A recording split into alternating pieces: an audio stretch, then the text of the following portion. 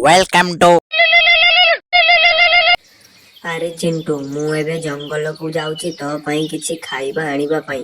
ତୁ ଏଠି ଚୁପକିନା ବସିଥିବୁ, ମୁଁ ଯିବି ଆଉ ଆସିବି। ଚିଣ୍ଟୁ, ମୋ କଥା ତୁ ଶୁଣିଲୁ ତ? ଏବେ ମୁଁ ଯାଉଛି ଜଙ୍ଗଲକୁ ଖାଇବା ଆଣିବା ପାଇଁ। ଆଉ ଏତିକି କଥା କହି ମିଠୁ ଶୁଆ ସେଠାରୁ ଚାଲିଗଲା। ହେଲେ ବହୁତ ସମୟ ପରେ ସେ ଦେଖିଲା ତା ମା ଏପର୍ଯ୍ୟନ୍ତ ଆସିନାହିଁ। ବହୁତ ବ୍ୟସ୍ତ ହୋଇ ପଡ଼ିଲା।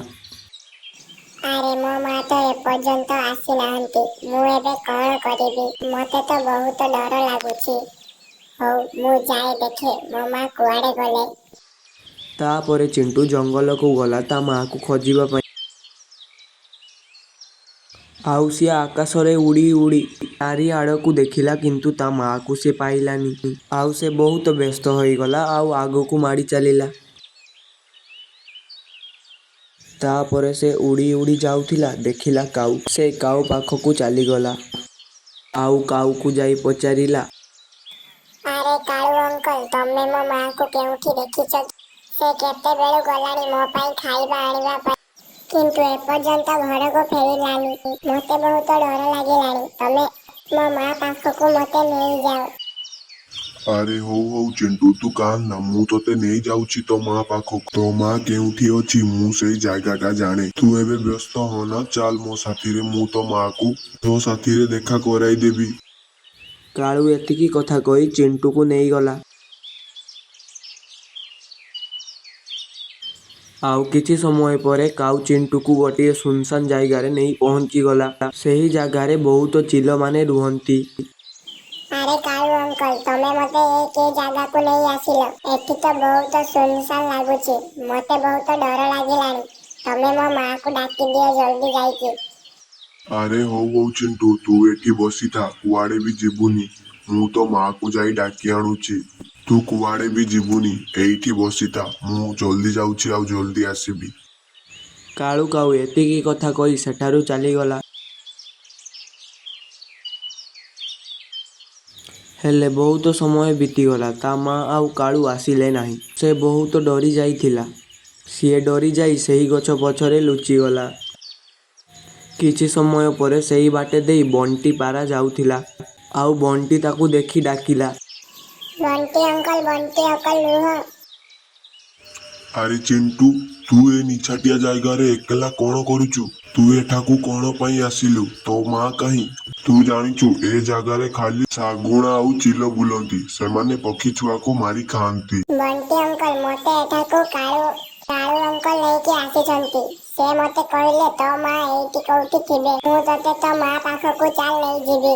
ସେଥିପାଇଁ ମୁଁ ତାଙ୍କ କଥାରେ ଏଠାକୁ ଚାଲି ଆସିଲି। ନହେଲେ ମୁଁ ଏକଲା ଏଠାକୁ ଆସିନଥାନ୍ତି। ଆରେ ହଉ, ତୁ ମୋ ସାଥିରେ ଘରକୁ ଚାଲ। ଆଉ ତାପରେ ବଣ୍ଟି ପାରା ଚିଣ୍ଟୁକୁ ତା ଘରକୁ ନେଇଯାଉଥିଲା। ସେପଟେ ଚିଣ୍ଟୁର ମା ବହୁତ ବ୍ୟସ୍ତ ହୋଇ ପଡ଼ିଲାନି। ସେ ଚିଣ୍ଟୁକୁ ବହୁତ ଜାଗାରେ ଖୋଜି ସାରିଲେନି, କିନ୍ତୁ ଚିଣ୍ଟୁକୁ ପାଇଲେନି। ତା କିଛି ସମୟ ପରେ ସେ ବଣି ଚଢ଼େଇକୁ ଆସି ଚିଣ୍ଟୁ ବିଷୟରେ ପଚାରିଲା। ଆରେ ବଣି ଚଢ଼େଇ, ତୁ ମୋ ପିଲାକୁ କୋଉଠି ଦେଖିଛୁ କି? ମୁଁ ଖାଇବା ଆଣିବା ପାଇଁ ଯାଇଥିଲି, ତାକୁ ଏକଲା ଘରେ ଛାଡ଼ି ଯାଇଥିଲି। ମୁଁ ଆସିବା ବେଳକୁ ସେ ଘରେ ନାହିଁ। ଆରେ ନାଇଁ ମିଠୁ ପାରା, ମୁଁ ଘଣ୍ଟେ ହେଲାଣି ଏଇଠି ବସିଛି, କିନ୍ତୁ ବଣ୍ଟିକୁ ଦେଖି ନାହିଁ। ତୁ ଯା ଆଉ କୋଉଠି ଖୋଜ, ସେ ଏଠାକୁ ଆସିନାହିଁ। ବଣି ଚଢ଼େଇ ପାଖରୁ ଏ କଥା ଶୁଣି ମିଠୁ ଦୁଃଖରେ ସେଠାରୁ ଚାଲିଗଲା। ଆଉ ସେ ଘରେ ଯାଇ ବହୁତ ଦୁଃଖରେ ବସିଥିଲା। କିନ୍ତୁ କିଛି ସମୟ ପରେ ବଣ୍ଟି ପାରା ଚିଣ୍ଟୁକୁ ନେଇ ତାର ଘରକୁ ଆସିଲା।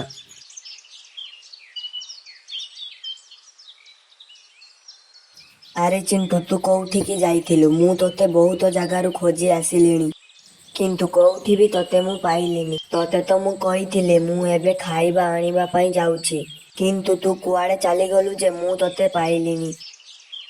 ଆରେ ମିଠୁ ପାରା, ତୁ ରାଗ ନା। ବଣ୍ଟିରେ ଏଥିରେ କିଛି ବି ଦୋଷ ନାହିଁ। ସବୁ ଦୋଷ ତ ସେଇ କାଉର।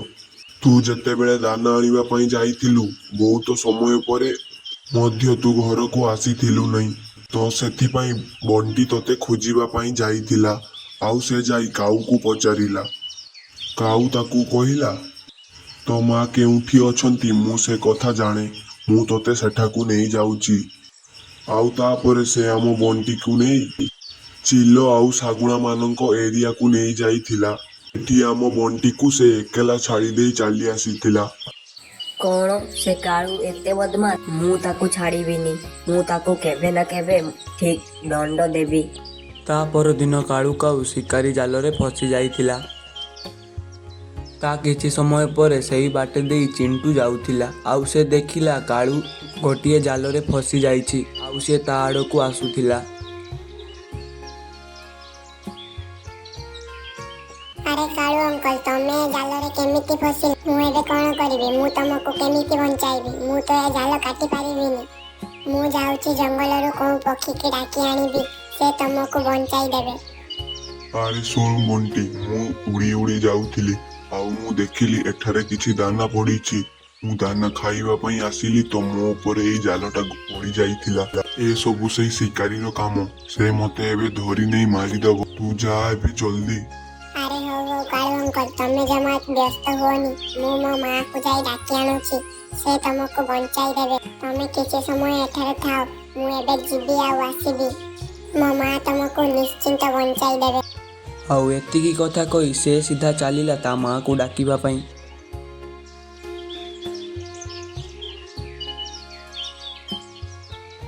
ମାମା ମାମା ଜଲ୍ଦି ଚାଲ, କାଳୁ ଅଙ୍କଲ ଗୋଟିଏ ଶିକାରୀ ଜାଲରେ ଫସି ଯାଇଛନ୍ତି। ସେ କିଛି ଦାନା ଦେଖି ସେଠାକୁ ଯାଇଥିଲେ, କିନ୍ତୁ ତାଙ୍କ ଉପରେ ସେଇ ଜାଲଟା ପଡ଼ିଗଲା। ତମେ ଜଲ୍ଦି ଚାଲ, ତାଙ୍କୁ ବଞ୍ଚାଇ ଦେବ, ନହେଲେ ତାଙ୍କୁ ଶିକାରୀ ଧରି ନେଇ ଚାଲିଯିବ।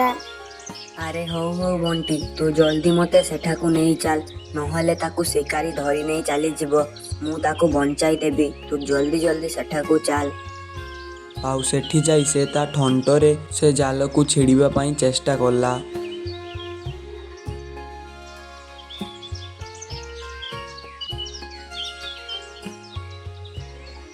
ଆଉ କିଛି ସମୟ ପରେ ସେ ଜାଲକୁ କାଟି ଫୋପାଡ଼ି ଦେଲା। ଆରେ କାଳୁ କାଉ, ତୁ ଜଲ୍ଦି ଜଲ୍ଦି ଏଠାରୁ ଚାଲ, ନହେଲେ ସେ ଶିକାରୀ ଆସିଯିବ ଆଉ ଆମ 3 ଜଣଙ୍କୁ ନେଇ ଚାଲିଯିବ।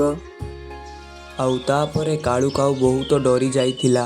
ସେଥିପାଇଁ ମିଠୁ ଆଉ ଚିଣ୍ଟୁ ତାର ଘରକୁ ଛାଡ଼ିବା ପାଇଁ ଯାଉଥିଲେ। ଆରେ ମିଠୁ, ତତେ ବହୁତ ବହୁତ ଧନ୍ୟବାଦ। ମୁଁ ଜାଣିନଥିଲି ତୁ ଆଉ ତୋ ପିଲା ଏତେ ଭଲ ବୋଲି। ମୁଁ ତୋ ପିଲାକୁ ସେଦିନ ସେ ଶାଗୁଣା ବଣରେ ଛାଡ଼ି ଦେଇ ଆସିଥିଲି। ମୁଁ ଏବେ ଭାବୁଛି ମୁଁ ତୋ ସହିତ ବହୁତ ଖରାପ କାମ କରିଥିଲି। ଆରେ ହଉ ହଉ କାଳୁ ଭାଇ, ତମେ ତମର ଭୁଲ ବୁଝି ସାରିଛ। ମୁଁ ତ ଭାବୁଥିଲି ତମକୁ ଗୋଟିଏ ଦଣ୍ଡ ଦେବା ପାଇଁ, କିନ୍ତୁ ତମେ ତ ତମର ଭୁଲ ବୁଝି ସାରିଛ। ହଉ ହଉ, ଆମେମାନେ ଆମର ଘରକୁ ଯାଉଛୁ। ତମେ ଶୋଇଯାଅ। ଏଟା ଭଲ ଲାଗିଥିବ ତେବେ ଭିଡ଼ିଓକୁ ଲାଇକ୍ ଆଉ ଚ୍ୟାନେଲକୁ ସବସ୍କ୍ରାଇବ୍ କରିଦିଅନ୍ତୁ। ଏମିତି ନୂଆ ନୂଆ ଭିଡ଼ିଓ ଦେଖିବା ପାଇଁ ଆମ ଚ୍ୟାନେଲକୁ ଲାଇକ୍ ଆଉ ସବସ୍କ୍ରାଇବ୍ ମଧ୍ୟ କରିଦିଅନ୍ତୁ। ତ ରହିଲି, ଜୟ ଜଗନ୍ନାଥ। ଦେଖା ହେବା ନେକ୍ସଟ ଭିଡ଼ିଓରେ।